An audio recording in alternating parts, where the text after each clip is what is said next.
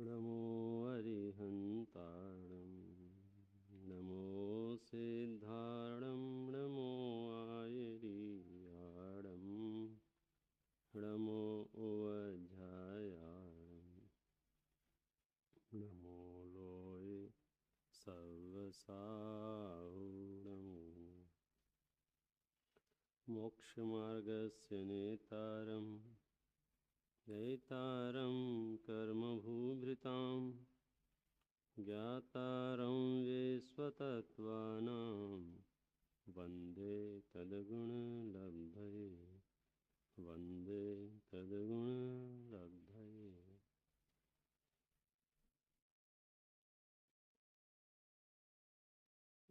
ग्रंथ मूलाचार के आधार से कल अपन ने थोड़ी सी चर्चा की थी। ज्ञान किसे कहते हैं? तमणाणम जिन शासने।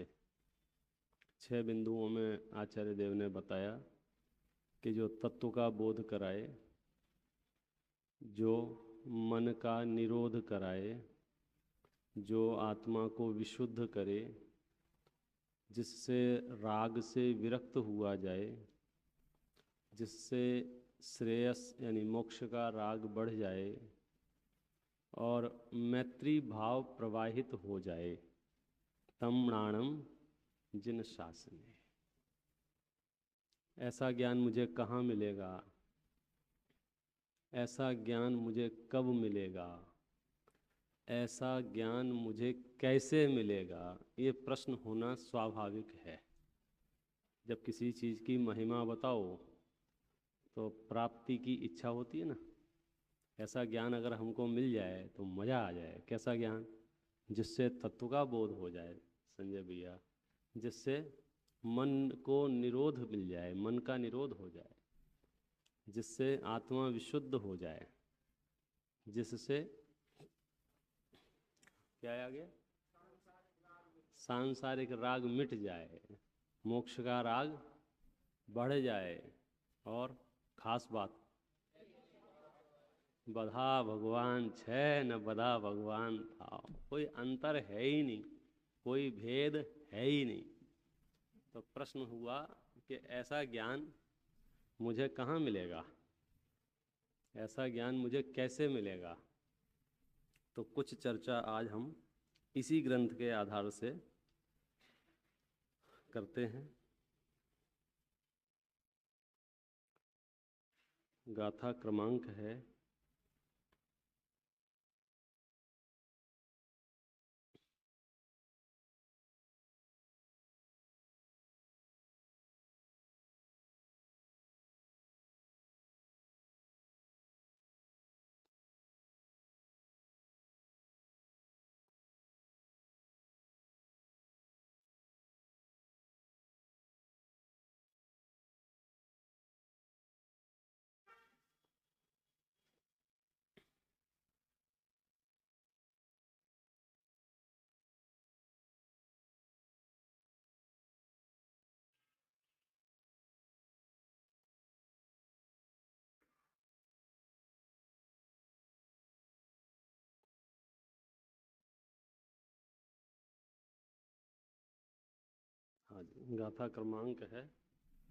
559 559 मूलाचार पूर्वार्ध।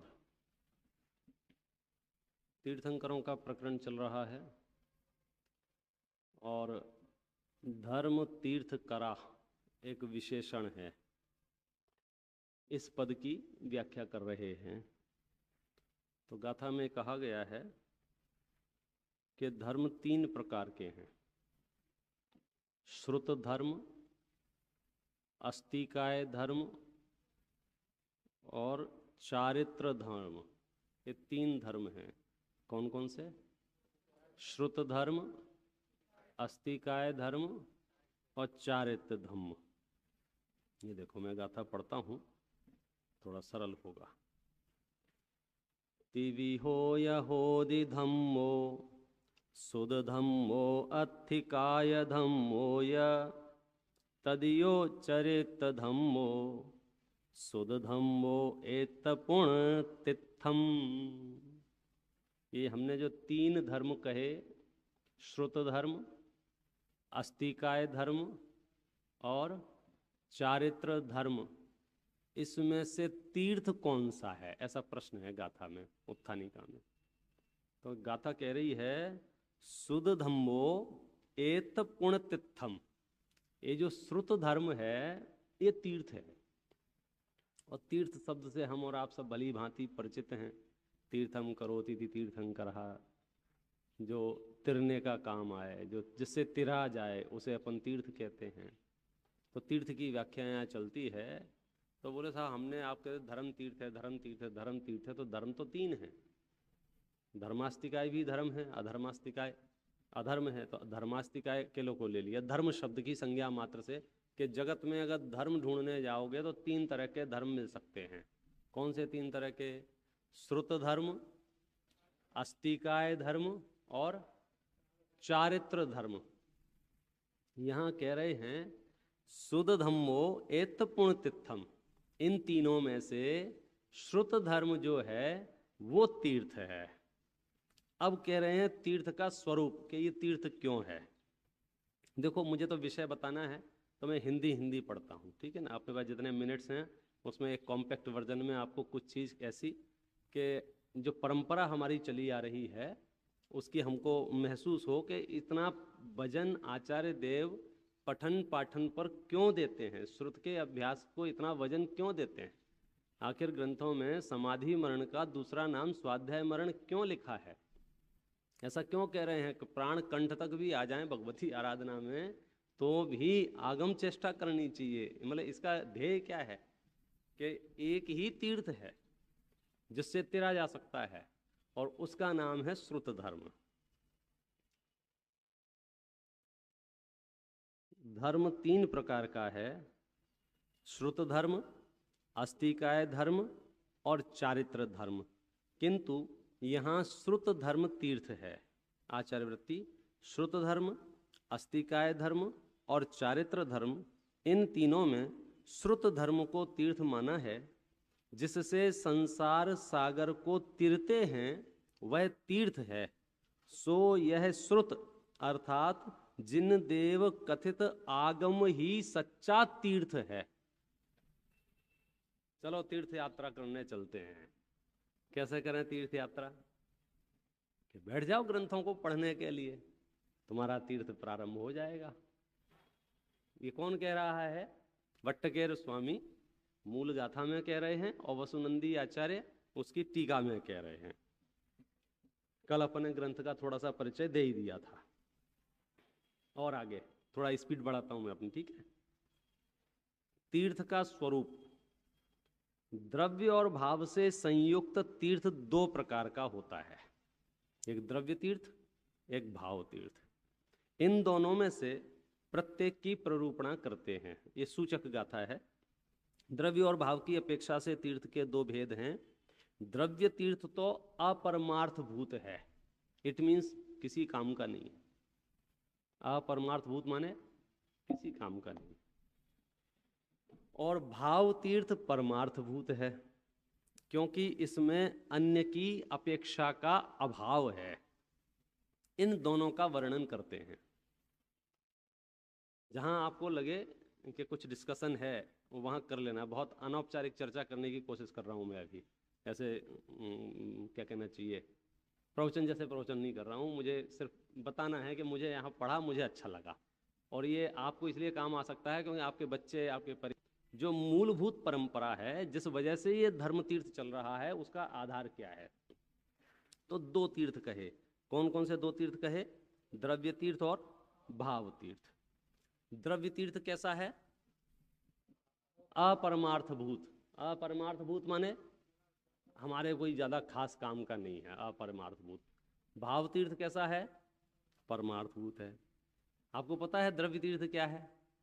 यहाँ नहीं, यहाँ लिखा है, मूल गाथा है। द्रव्य तीर्थ की परिभाषा, दाह को उपशांत करना, तृष्णा का नाश करना और मल कीचड़ को धो डालना। इन तीन कारणों से जो युक्त है वह द्रव्य तीर्थ है। हमारे यहाँ का तीर्थ बहुत प्रसिद्ध है, यहाँ दूर दूर से लोग नहाने आते हैं। इससे क्या होता है?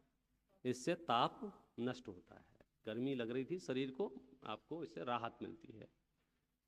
यहाँ का पानी बहुत क्या चमत्कारिक पानी है, तो लोग उसको पीने आते हैं। एक एक घूंट पानी मिलता है। ऐसे ऐसे भी द्रव्य तीर्थ हैं जहाँ आपको कुछ चमत्कार तो अब जैनियों भी करने लग गए हैं, जगह जगह कुंड उंड के नाम से यहाँ का एक घूंट पी लो, तो वो द्रव्य तीर्थ के अंतर्गत है। जिससे दाह शांत हो, जिससे प्यास बुझ जाए, या जिससे मल कीचड़ गंदगी तुम्हारी दूर हो जाए, उसे द्रव्य तीर्थ कहते हैं। आचार्यवृत्ति टीकाकार इसका और स्पष्ट कर देते हैं। द्रव्य तीर्थ से गंगा पुष्कर आदि से संताप का उपशमन होता है, प्यास का विनाश होता है और कुछ काल तक ही मल का शोधन होता है, किंतु उससे धर्मादि गुण नहीं होते। इसलिए इन तीन कारणों से सहित होने से द्रव्य तीर्थ कहते हैं। भाव तीर्थ, अब थोड़ा कहा अधिक समझ लेना, मैं व्याख्या नहीं कर रहा हूं इन चीजों की। सभी जिनेश्वर भाव तीर्थ, सभी जिनेश्वर ज्ञान, दर्शन और चारित्र से युक्त हैं। इन तीन कारणों से युक्त हैं, इसलिए वे भाव तीर्थ हैं। दो तीर्थ हो गए अपने पास, द्रव्य तीर्थ और भाव तीर्थ। द्रव्य तीर्थ माने पूरी दुनिया में तीर्थ नाम मात्र से प्रसिद्ध हैं, ये तीर्थ हैं, ये तीर्थ हैं, वो द्रव्य तीर्थ में हैं। और भाव तीर्थ में किसको कहा है? जिसके पास दर्शन है, ज्ञान है और चारित्र है। इन तीन कारणों से जो युक्त हैं वे भाव तीर्थ हैं। उन तीन कारणों से जो युक्त हैं वो द्रव्य तीर्थ हैं। इसकी मतलब व्याख्याएं हो सकती हैं बड़ी सरलता से, क्योंकि द्रव्य तीर्थ जो है कथन मात्र को तीर्थ है। द्रव्य हिंसा भी कथन मात्र को हिंसा है। अगर भाव हिंसा की उपस्थिति ना हो तो उसकी वैल्यू जीरो। तो ऐसे ही भाव तीर्थ कौन है कि सारे जिनेंद्र परमात्मा, सारे जिनेश्वर जो दर्शन ज्ञान चारित्र से युक्त हैं, इन तीन कारणों से उन्हें भाव तीर्थ कहते हैं।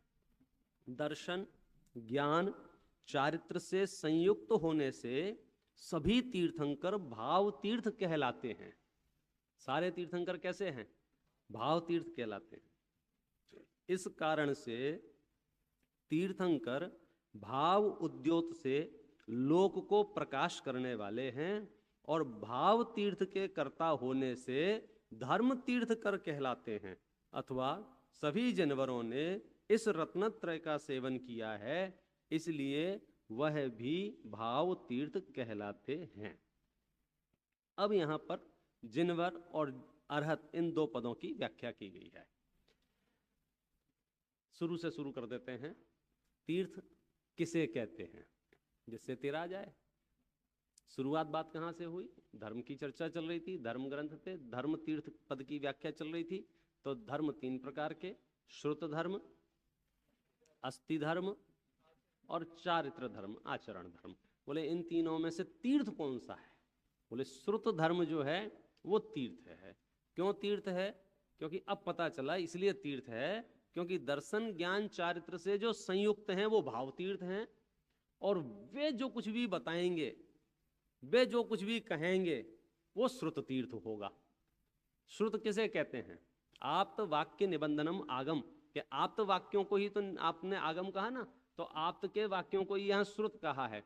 चूंकि वे स्वयं तीर्थ हैं, तो जो स्वयं तीर्थ हैं वे जो कुछ भी कहेंगे वो क्या कहलाएगा? वो भी तीर्थ ही कहलाएगा। ये नियामक है। मंगलमय होगा तो मंगलकरण होगा।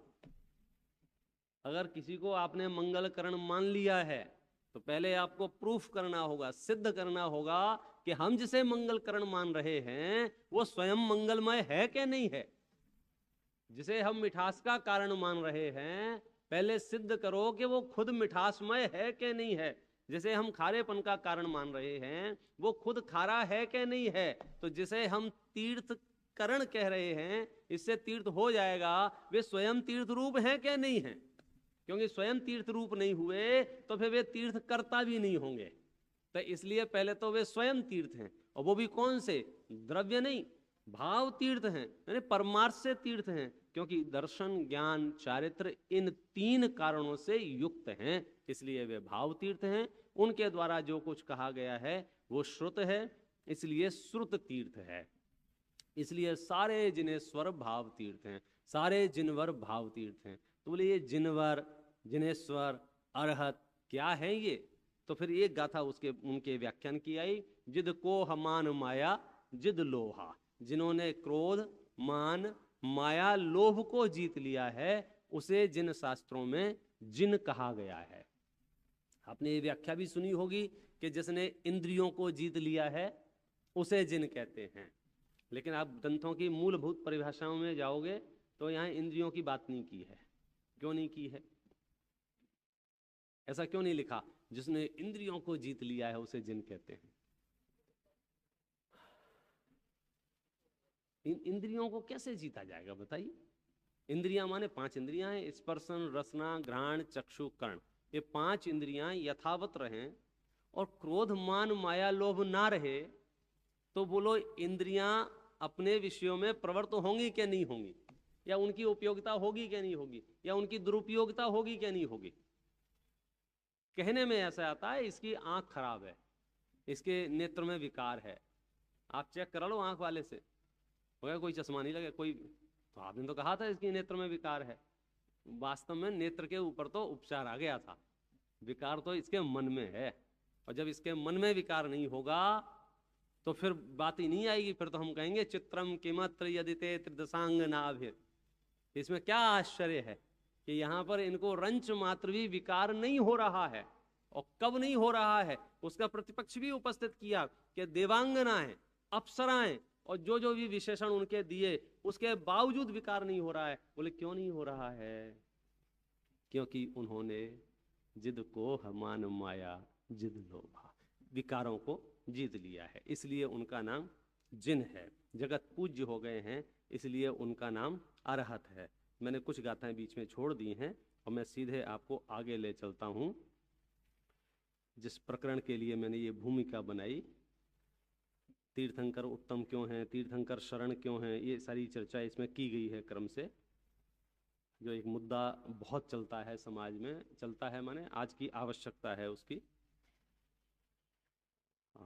देखो साहब, आ जाओ, ये रही 568 नंबर की गाथा। इसको मैं बोलता हूं, इसके शब्द सुने हुए हैं, आपको सरल लगेगा। आरोग्य बोहिलाहम दिंतु समाहिम च मे जिणवरिंदा किमणहुणिनाण मेयम नमरि भाषेत का यव्वा।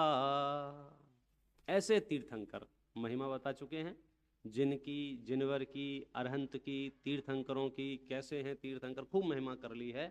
अब उनसे कहा कि ऐसे तीर्थंकर मुझे आरोग्य लाभ दें, ऐसे तीर्थंकर मुझे बोधि लाभ दें, ऐसे तीर्थंकर मुझे समाधि लाभ दें।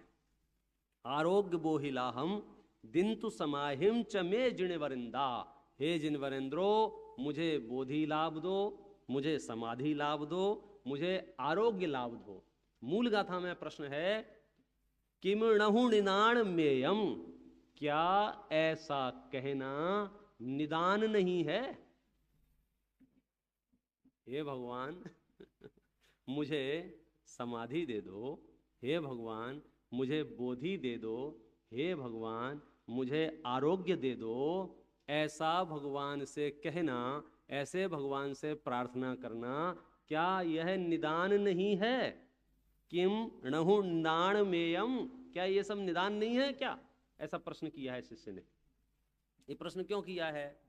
क्योंकि लगभग लगभग सभी जैन शास्त्रों में इस शब्द की बहुत निंदा की गई है। किस शब्द की? निदान शब्द की। सबसे गंदा शब्द है ये, सबसे गंदा शब्द है। आपको अपना दिमाग खराब करना हो तो निदान वाले जीव बन जाओ, आपको 24 घंटे दिमाग खराब रहे। आर्त ध्यान का भाई है ये भेद है ना उसका, आर्त ध्यान का। मोक्ष मार्ग में यदि आप आगे बढ़ रहे हो तो 3 ऐसी बीमारियां हैं जिनको बाधा कहा है उसमें ये है, शल्य है ना, लगभग लगभग सब एक मत हैं सारे आचार्य, निदान अच्छी चीज नहीं, निदान अच्छी चीज है, निदान अच्छी। निदान की कहानियां मैं आपको सुनाऊं प्रथमान योग के आधार से तो आप कहोगे सपने में निदान ना हो। सपने में कहाँ दिगंबर संत की भूमिका, कितनी उत्कृष्ट, कितनी उत्कृष्ट। क्या आप सोचो यहाँ कितने जन्मों के पुण्य इकट्ठे हों तो जाके वो भूमिका उपस्थित होती है। बोलो ऐसी। नगर में आते हैं आहार के लिए, राजा ने घोषणा करा रखी है कोई आहार देगा नहीं, मुझे देना है। महाराज आते हैं, महाराजा बिजी हो जाते हैं और महाराज आके चले जाते हैं। सहज चल रहा था, योगानियोग की बात है। महाराज आए, जा रहे थे वापस, तो दो लोग आपस में बात कर रहे थे और कुछ कुछ लोगों का वॉल्यूम हाई होता है। हर नगर में ऐसे 2-3 लोग होते हैं कि वहां बात करें तो यहां पता चल जाए। हाँ तो उसी टाइप के होंगे। क्या बोले, ये राजा कितना दुष्ट है, ना तो खुद आहार देता है और ना हमें देने देता है।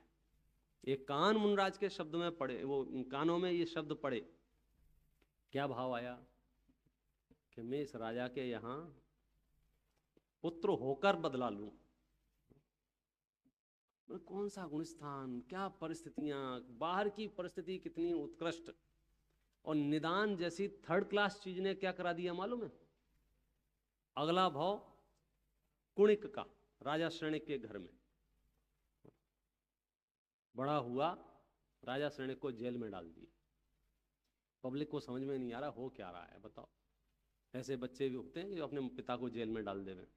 कि बात एक भाव की नहीं है, मामला हाल फिलहाल का नहीं है। हमें तो छोटा सा दृश्य दिखता है, थोड़ी पुरानी फाइलें पलटोगे तो कहोगे सब ठीक हो रहा है भाई साहब।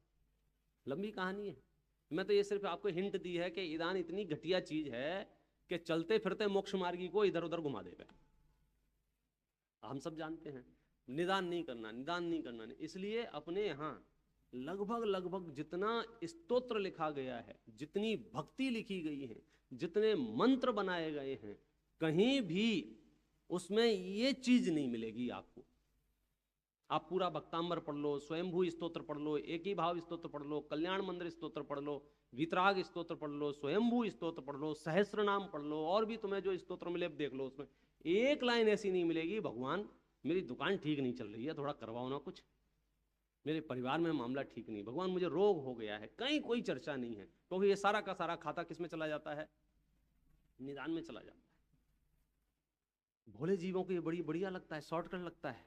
बोले हम तो बोल के आ गए भगवान से, भगवान दुकान चला देना। ऐसा लग रहा है भगवान सिर्फ इसी काम के लिए बैठे हैं। कर विचार तो पाम, शास्त्रों से पूछो ना शास्त्र क्या कह रहे हैं। हमने तो भजन पढ़े ना, भजन प्रभु पतित पावन में अपावन, पूरा भजन लास्ट में 2 लाइनें बोलनी पड़ी हमें भगवान के सामने। भगवान ध्यान से सुनो, कहीं कोई मिसअंडरस्टैंडिंग नहीं हो जाए। जांचू नहीं सुरवास पुण्य नरराज परिजन साथ जी, एक डिस्क्लेमर है। डिस्क्लेमर माने अस्वीकरण ये नहीं मांग रहे। जांचू नहीं सुरवास पुण्य नरराज परिजन साथ जी। क्यों है, क्योंकि हम इसके लिए नहीं आए हैं। मांगलिक मंगलाचरण में हमने घोषणा कर दी थी वंदे तद्गुण लब्ध है। सुबह भाई साहब भजन गा रहे थे कि वैसे तो मैं आपसे क्या मांगू, और आपको कुछ देने का ही बहुत भाव है कि नहीं हम तो देंगे, हम तो देंगे, हम तो देंगे। देना हो तो इतना दे दो, बनूं मैं आप समान, आपसे क्या मांगू भगवान। क्या भक्त भी इतने जोरदार चाहिए भाई साहब, तब मोक्ष मार्ग का उद्घाटन होता है। तो इस पूरी चर्चा का सार ये है, शिष्य ने प्रश्न किया, मांगना अच्छी चीज नहीं है, और आपने हमसे भक्ति करने को कहा। भक्ति में आपने मांगा, बोधि लाभ हो, सुगति गमन हो, जिन गुण, सब आपने शुरू कर दिया। तो 3 शब्द तो बहुत प्रसिद्ध हैं। आप प्राकृत की 10 भक्तियां पढ़ोगे उसमें ये 3 शब्द मिल जाएंगे, बोधि लाभ हो, समाधि लाभ हो और आरोग्य लाभ हो। तो शिष्य ने प्रश्न पूछा, क्या ये निदान नहीं है। आचार्य ने जवाब दिया, हाँ ये निदान नहीं है। ये निदान नहीं है। क्या है, बोले विकल्प मात्र है, ये विकल्प मात्र है। देखो मैं पढ़ के बताता हूं। वे जिनेन्द्र देव मुझे आरोग्य, बोधि का लाभ और समाधि प्रदान करें, क्या यह निदान नहीं है। नहीं है। यहाँ केवल विकल्प समझना चाहिए। आचार वृत्ति इस प्रकार से पूर्वोक्त विशेषणों से विशिष्ट वे जिनेंद्र मुझे आरोग्य लाभ दें, बोधि लाभ दें, समाधि लाभ दें। देखो निदान तो इसलिए भी नहीं है क्योंकि निदान का सब्जेक्ट जो है, निदान का विषय जो है वो सांसारिक विषय कषाय है। निदान सांसारिक विषय कषायों से रिलेटेड होगा, दंगे फसाद से होगा, चीजों से होगा, वस्तुओं से होगा, स्वर्ग चाहिए, देवियां चाहिए, फलाना चाहिए, ढिकाना चाहिए, ये नहीं चाहिए, ये चाहिए, जो भी होगा डिपार्टमेंट संसार का होगा। तो ये तीनों शब्द के जो विषय भूत हैं वो सांसारिक नहीं है कि साहब बोधि लाभ तो हमारे समझ में आता है, सांसारिक नहीं है। जिन सूत्रों का श्रद्धान, आरोग्य क्या दूसरा कौन सा, समाधि लाभ भी हमारी समझ में आता है। क्या है उसका मतलब कि जब देह परिवर्तन हो तो परिणाम समता से रहें।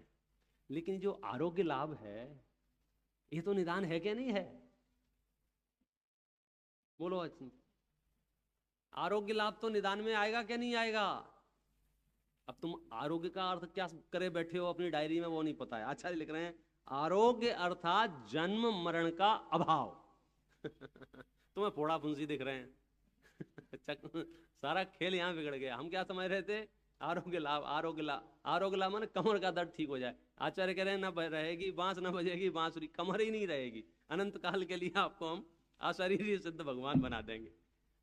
तो थोड़ा सा मामला इस शब्द से भ्रमित हुए लोग, भ्रमित हुए। उन्हें क्या लगा शास्त्रों में लिखा है आरोग्य लाभ करना चाहिए, आरोग्य लाभ मांगना चाहिए, 10 भक्तियों में आरोग्य लाभ शब्द है, तो आप भगवान से आरोग्य लाभ तो मांग सकते हैं। अलर्ट जारी कर रहे हैं, कंडीशन अप्लाई, आरोग्य अर्थात जन्म मरण का अभाव। तुमसे लागी लगन भजन पढ़ रहे थे ना, उसमें जब ये कह दिया था संसार के दुखों की परवाह नहीं है, मोक्ष सुख की भी चाह नहीं है, तो फिर स्वर्ग सुख की भी चाह नहीं है, तो उसमें वो पद आया, तो क्या चाहिए फिर तुमको? मेटो जामन मरण। बस यही एक बीमारी है हमको, इसके अलावा कोई दूसरी बीमारी नहीं है। बाकी बीमारियां तो तुम्हें दिख रही होंगी। तो सनत कुमार चक्रवर्ती के सामने बाबा जी आए थे थैला लेके, दवाई ले लो, दवाई ले लो, एक रोग से ठीक कर देंगे। बैठो, बोले जन्म मरण का रोग है, मिटा सकते हो महाराज? ये इलाज तो आपके पास ही। ख्याल में आ गया? तो आरोग्य लाभ माने जन्म मरण का अभाव। तो ये तीनों ही शब्द को यहां से निदान से मुक्त करते हैं। माने आप तीर्थंकरों से, जिनवरेंद्रों से ये प्रार्थना कर सकते हो। कौन सी प्रार्थना कर सकते हो? प्रभु मुझे आरोग्य लाभ दे दो, लेकिन ब्रैकेट में ध्यान रखना हाँ, डैंड्रफ मिटाने में चले जाना। आरोग्य लाभ माने जन्म मरण का अभाव। मुझे बोधि लाभ दे दो। बोधि लाभ अर्थात जिन सूत्रों का श्रद्धान।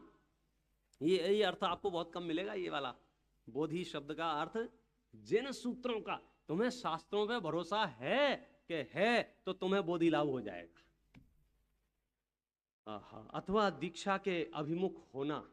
बोधि माने दीक्षा के अभिमुख होना, और समाधि माने मरण के समय सम्यक परिणाम। इन तीनों को प्रदान करें। क्या यह निदान नहीं है? नहीं। क्यों? क्योंकि यहां पर इसे विभाषा, विकल्प समझना चाहिए। ये इसलिए निदान नहीं है। क्यों निदान नहीं है? क्योंकि वीतराग देव से जो याचना की गई है, हम इसे निदान नहीं कहेंगे, हम इसे भक्ति कहेंगे। ये जो कुछ भी है भक्ति है। देखो गाथा बोलता हूं मैं, 569 नंबर की गाथा है। मैं ये सब इसलिए पढ़ रहा हूं, जो वर्तमान में प्रसंग बन पड़ते हैं और भगवान को परेशान करने लग जाते हैं हम अन्य अन्य कार्यों के लिए। बीच में तो ऐसा चलने लग गया था कि भगवान सुनो ध्यान से, एक लोटा पानी लाया हूं, आपके सर पे डाल रहा हूं, मेरे चाचा के भाई के भतीजे का, फूफा का, चाचा का लड़का उस फलाने हॉस्पिटल में भर्ती है, ठीक कर देना। भगवान भी टेंशन में, क्या कर रहा है? करता है खिलवाड़ राग यों वीत राग से, सुनता गाली अधम राग। क्या क्या क्या है? तुमने सोचा क्या कहा, किससे कहा और क्यों कहा? तुमने सारे कर्म सिद्धांत में आग लगा के तुम्हारे मुंह से ये बात निकली। तुम भूल गए सर्वम सदैव नियतम भवती स्वकीय कर्मोदयान मरण जीवित दुख सौख्यम। तुम भूल गए अपने ही कमाए हुए हैं, पाप का ढेर तुम इकट्ठा करो और भगवान उसे शरण जो अपराधी को दे। अरे अपराधी वह भगवान। गंभीर चर्चा है भाई साहब। हमारी अवधारणाएं कितनी मजबूत होनी चाहिए, और वो भी आगम के आधार से। मैं नहीं कह रहा हूं कि मैं क्या मानता हूं आप क्या मानते हैं, चर्चा ही नहीं करनी। आगम क्या कह रहा है, शास्त्र क्या कह रहे हैं, और शास्त्र भी कौन सा है आपके सामने, मैं फिर से दोहरा देता हूं। ग्रंथ का नाम है मूलाचार, ग्रंथकर्ता का नाम है आचार्य वट्टकेर, टीकाकार हैं आचार्य वसुनंदी, हिंदी अनुवाद किया है ज्ञानमती माता जी ने गणनी यारी का, और संपादन किया है पंडित कैलाश चंद जी, पंडित फूलचंद जी, पंडित पन्नालाल जी। ये तीन विद्वान है, या जगन मोहन लाल जी, इनमें से तीन विद्वान हैं। इन तीनों का संपादन है ये जगन मोहन लाल जी। और ये प्रमाणिक रूप से कहा जा रहा है, पूरा जैन समाज एक मत से स्वीकार है कि मूलाचार ग्रंथ जो है हमारी परंपरा का आदर्श ग्रंथ है, चरणानुयोग से संबंधित। क्या करें क्या नहीं करें, पूछना हो तो मूलाचार से पूछो। तो मूलाचार से हमने पूछा कि अच्छा बताओ, भगवान आरोग्य लाभ, बोधि लाभ, समाधि लाभ भगवान से यदि हम मांगे, क्या ये निदान में आएगा क्या नहीं आएगा? बोले निदान में नहीं आएगा, नहीं आएगा। क्यों नहीं आएगा? क्योंकि ये सांसारिक नहीं है। आरोग्य लाभ माने जन्म मरण का अभाव, समाधि लाभ माने समता परिणाम, बोधि लाभ माने जिन सूत्रों का श्रद्धान। सांसारिक विषय ना होने से ये निदान में नहीं आएगा। फिर श्रोता पूछता है, चलो निदान में तो नहीं आएगा, भगवान दे देंगे कि नहीं दे देंगे? क्या आरोग्य लाभ, बोधि लाभ, समाधि लाभ भगवान देंगे कि नहीं देंगे? उनसे जो हम ये मांग रहे हैं, हम ये जो याचना कर रहे हैं, इसका क्या संबंध है? सुनो क्या लिखा है मालूम है यहां, कि ये जो कुछ भी भगवान से मांगा गया है, याचना की गई है, बोले ये भक्तिवश की गई है। ऐसी कोई व्यवस्था नहीं है कि आप वीतराग देव से मांगो और वीतराग देव जेब में हाथ डालें और निकाल के तुम्हें पकड़ा देवें। ये तो तुमने वन वे है, तुमने अपनी भावनाएं व्यक्त की हैं और उन भावनाओं का अभिनंदन है, प्रशस्त कहा है, ऐसा नहीं अप्रशस्त कहा है। ऐसी भावनाएं जिसके पास होती हैं वो कर्मों को काटता है, ये भी कहा है। साथ में ये सम्यक ज्ञान भी करा रहे हैं कि भगवान देंगे कि नहीं देंगे, कि भगवान नहीं देंगे। तो ये सब क्या था, कि सुनो ये क्या था, भाषा असच्च मोसा नवरिहु भत्तीय भाषिदा येसा रणहु क्षीण राग दोषा दिंति समाहिंच बोहिंच। कि भाई साहब मुझे आरोग्य लाभ दे दो, बोधि लाभ दे दो, समाधि लाभ दे दो। ये जो डिमांड है ना, ये कैसी है मालूम है? असत्यम रसा भाषा, असत्यम रसा भाषा है, असत्यम रसा भाषा, असत्यम रसा भाषा है ये असत्यम रसा भाषा क्या होती है? असत्यम रसा भाषा को मैं सरलीकरण से कैसे समझाऊं? हाँ देखो, लोक में बहुत चलती है। आज हम किसी के यहाँ गए थे, किसी के यहाँ गए, समकित के यहाँ गए थे, बराबर है। अपने यहाँ का एक प्रसिद्ध लोक व्यवहार है, कौन सा? आया कितना जोरदार काम है, ये घर आपका ही है। और जैसे ही उन्होंने कहा, मैंने फट से फोन लगा दिया, एक घर और हो गया है अपने पास। अभी अभी इन्होंने सबके सामने कहा है। बोलो साहब, ये क्लेम स्वीकार किया जाएगा कि नहीं स्वीकार किया जाएगा? क्यों? उन्होंने झूठ कहा था? नहीं नहीं, झूठ नहीं कहा था, झूठ नहीं बोलना, झूठ नहीं कहा था। आपने सुना था कि नहीं सुना था उनने जो कहा था? क्या कहा था अभिनय? ये घर आपका ही है। तो कहोगे पंडित जी कहाँ दिमाग लगा रहे हो, बेचारे ने भक्ति बस कह दिया है, तुम उनके प्राण पीने लग गए। उन्होंने तो अपनी भावनाओं में, उन्हें बहुमान देने के लिए कुछ शब्द चाहिए थे, तो उनने जीवन भर की कमाई से एक घर लिया था और वह घर भी आपका घोषित कर दिया, इतना बहुमान आया उन्हें। लेकिन ये पूरा का पूरा बहुमान सुनने में जितना कर्ण प्रिय है, पारमार्थिक सत्यता ढूंढने जाओगे तो 1 इंच नहीं मिलेगी। और ज्यादा बहस की तो वह पुलिस वाले बुला के तुम्हें रवाना करवाएंगे। बोले ये किससे पाला पड़ गया है, मैंने किससे बोल दिया घर आपका है। गलती हो, उल्टा माफी मांगेंगे मेरे से, मालिक तुमसे, हमसे गलती हो गई, हमने आपसे कह दिया। क्यों? क्योंकि इसमें कहा सुनी नहीं।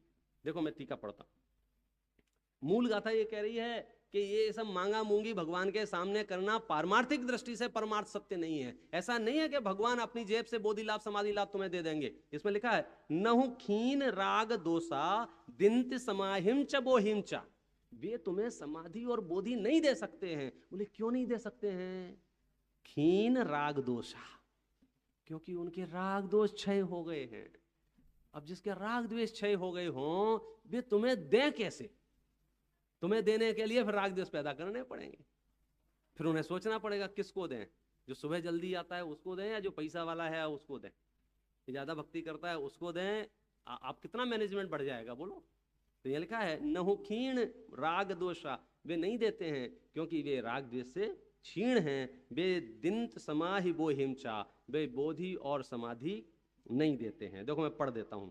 यह असत्य मृषा भाषा है, वास्तव में यह केवल भक्ति से कही गई है, क्योंकि राग द्वेष से रहित भगवान समाधि और बोधि को नहीं देते हैं। दिमाग लगाओ, जो समाधि और बोधि नहीं दे रहे हैं वो तुम्हारे चाचा के, ताऊ के, भाई के, भतीजे को ठीक करेंगे? अब मैं इतना कह के ही डॉट डॉट डॉट डॉट कर देता हूं कि इस आडंबर से बचने के लिए आपको उनके वितराग लक्षणों को समझना पड़ेगा। तुम भक्ति किसको कर रहे हो बोलो? वे तुम्हें मोक्ष देने में तो समर्थ हैं, लेकिन तुमने जो कर्मों से एग्रीमेंट कर रखा है उसके बीच में नहीं आएंगे। और ये कॉमन सेंस है, ये कॉमन सेंस। आप दोनों ने आपस में कुछ एग्रीमेंट कर रखा है, अब आप मेरे पास आ गए पंडित साहब, तो हम क्या कहेंगे? भैया ये आप दोनों की बातचीत, तो कर्मों की और जीव की क्या एग्रीमेंट है पुण्य पाप के, वो तुम निपटो ना। उसमें भगवान क्या करेंगे? हाँ, भगवान मोक्ष का रास्ता दिखाएंगे। कैसे दिखाएंगे? देखो एक एक गाथा इतनी जबरदस्त है इस प्रकरण की। देखो, यह बोधि और समाधि की प्रार्थना असत्य मर्षा भाषा है, यह मात्र भक्ति से कही गई भाषा है, क्योंकि जिसके राग द्वेष नष्ट हो चुके हैं वे जिनेंद्र भगवान समाधि और बोधि को नहीं देते। यदि वे देने का कार्य करेंगे तो राग द्वेष से सहित हो जाएंगे। तो भक्त तो भक्त है, फिर प्रश्न करता है, पुनः प्रश्न करता है। परेशान बहुत करते हैं भक्त प्रश्न पूछ पूछ के, तो पुनः पूछते हैं फिर क्या देंगे, ऐसा प्रश्न, फिर क्या देंगे? तो मैं सीधा अर्थ पढ़ लेता हूँ, मूल गाथा पढ़ोगे आनंद आएगा। उनके द्वारा जो देने योग्य था सभी जिनवरों ने वह दे दिया है, सो वह दर्शन, ज्ञान, चारित्र इन तीनों का उपदेश है। टीका, उनके द्वारा जो देने योग्य था सो तो उन्होंने दिव्य ध्वनि के द्वारा दे ही दिया है। वह क्या है? वह रत्नत्रय का उपदेश है। क्या शब्द लिख रहे हैं टीका में, सुनना। हम लोगों के लिए इससे अधिक क्या है कि जिसकी प्रार्थना करें, इसलिए यह समाधि और बोधि की प्रार्थना भक्ति है। हे प्रभु, मुझे आरोग्य लाभ हो, मुझे समाधि लाभ हो, मुझे बोधि लाभ हो। ये क्या है? ये भक्ति भावना है, ये भक्ति है। भगवान देंगे क्या नहीं देंगे? गाथा लिख रही है। हाँ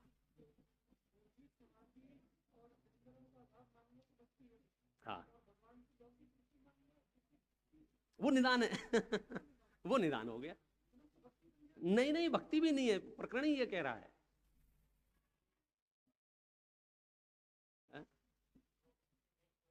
हाँ हाँ हाँ, मतलब इसने ऋषभ बहुत मुद्दे की बात कह रहा है कि भगवान से हमने यदि टॉप क्लास की चीजें मांगी, टॉप क्लास की माने परमार्थ चीजें मांगी, सांसारिक कोई विषय नहीं है, आरोग्य लाभ, बोधि लाभ, समाधि लाभ, इसे तो कदाचित भक्ति कहा कि ये तो भक्ति है, इससे तो तुम्हारा जो है चलने दो, प्रशस्त में डाल देंगे, आगे बहुत गाथाएं हैं। लेकिन यदि भगवान से लौकिक कामनाएं करते हो तो भक्ति में भी नहीं आएगा, भक्ति में नहीं आएगा, वो निदान में आएगा। और निदान कितनी खतरनाक चीज है, इसके लिए आप सारे ग्रंथ पढ़ लो, सारे सब एक मत से करें निदान मत करो, निदान मत करो, निदान मत करो, निदान मत करो। निदान तो घाटे का सौदा है। 1 करोड़ मिलने वाले थे, लाख मांग रहे हो, तो निदान ही है ना। हाँ हाँ हाँ,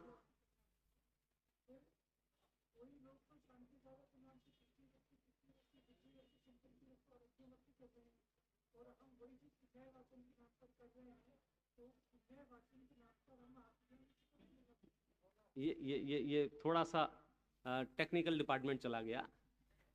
नहीं, प्रश्न अच्छा है कि हमने जो दूसरी दूसरी चीज़ें कहीं, खास करके हम शांति पाठ जो पढ़ते थे अपना, उसमें भी इस तरह के पद आते हैं, होवे वर्षा समय पर, सब फल फूल होवे, सब खाएं पिएं, मतलब सब बढ़िया रहें।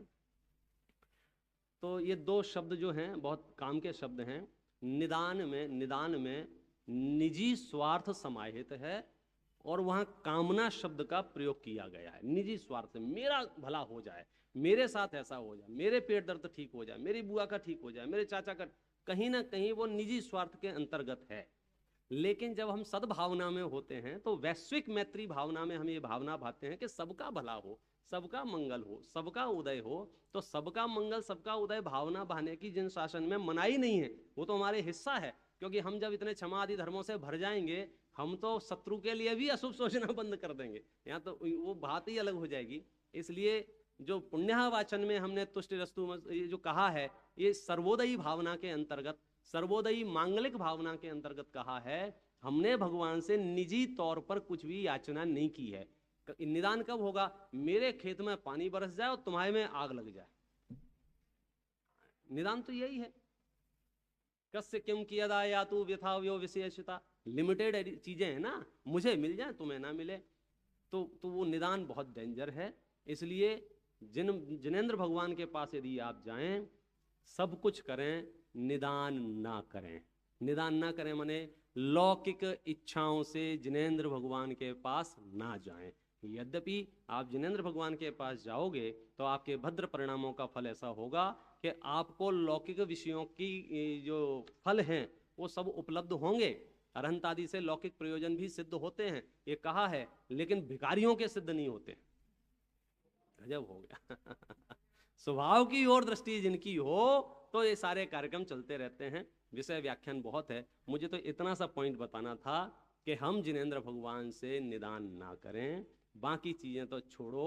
यहाँ तो ये लिख रहे हैं कि तुम जो प्रार्थना कर रहे थे आरोग्य लाभ की, बोधि लाभ की, समाधि लाभ की, वे भी जिनेंद्र भगवान तुम्हें नहीं देते हैं, क्योंकि वे देने लग जाएं तो राग द्वेष से युक्त हो जाएंगे, उनके राग द्वेष नष्ट हो गए हैं। फिर भी हम प्रार्थना करते हैं क्योंकि वे चीज़ें उन्हें प्राप्त हो गई हैं, तो हम उनसे प्रेरित होते हैं, हम उनसे भावनाएं भाते हैं। इसलिए इसकी प्रार्थना के लिए तो विधान है कि आप प्रार्थना करें, और ये प्रार्थना कर्मक्षय में कारण कही है, भक्ति कर्मक्षय में कारण कही है। लेकिन विषयों की इच्छा से की गई भक्ति, उसको भक्ति भी नाम नहीं दिया है, उसे तो निदान नाम दिया है। इसलिए यहाँ ये प्रश्न उत्तर करके ये समाधान किया कि वीतरागी देव का मिलना बहुत बहुत बहुत महाभाग्य से हुआ है। इस शासन की सेवा में हम आगे बढ़ें, इस मंगल भावना से। अभी की बात मेरा